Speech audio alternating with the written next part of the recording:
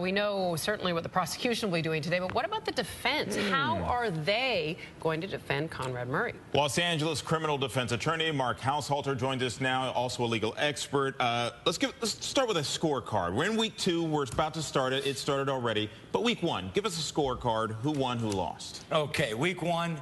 Very easy. Prosecution hit this one out of the park. Okay, so defense is doing damage control and has a lot of work cut out for themselves. How so? One, we need to humanize. The defense needs to humanize Dr. Murray. But remember, you guys, right now we're still in the prosecution's case in chief. So they're all prosecution witnesses. This is all the damaging stuff for the defense. The defense right now is making tactical decisions, objecting, trying to get somewhere on cross-examination. In my opinion, their cross-examination has been largely ineffective with most witnesses. Well, let's run through some of these witnesses. We saw they pulled out all the stops really last week. Let's start with Michael Jackson's personal assistant, Michael Amir Williams. Give us the hits, runs, and errors. What did you think? How damning was this? With the personal assistant, I don't think it was their star, their shining witness.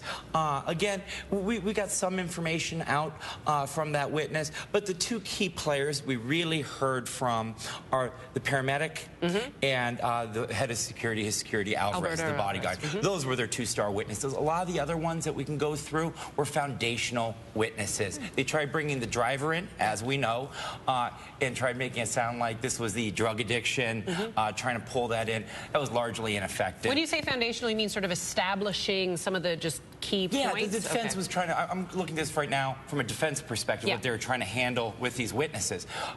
When they said he was getting picked up from the dermatologist, and they said, was his speech slow or slurred? Again, this is the defense trying to make a picture of Michael Jackson, the drug addict, trying to make it so they can establish an overdose, later on. Do I think the jury was buying it? No. I found the delivery of the question a bit awkward when they did it, and I felt it was a little bit contrived and pushing it. Again, the defense tried doing that also with the paramedic. Isn't it true you've seen individuals underweight as drug addicts, and you heard the paramedic say, hey, I've seen fat drug addicts, I've seen skinny drug addicts. It means nothing. So again, they were trying to shoehorn that into the case, and I thought it was largely ineffective. If the prosecution was trying to do two things, would you not agree they were establish a motive and prove some form or indicate or lead to some type of cover-up by Dr. Murray? Would you argue that both of those things were established, or we're getting there still? No, I think they were established. The one thing, I mean, the one that we have to really focus on was what I call the sterilization of the crime scene prior to calling 911 by Dr. Murray.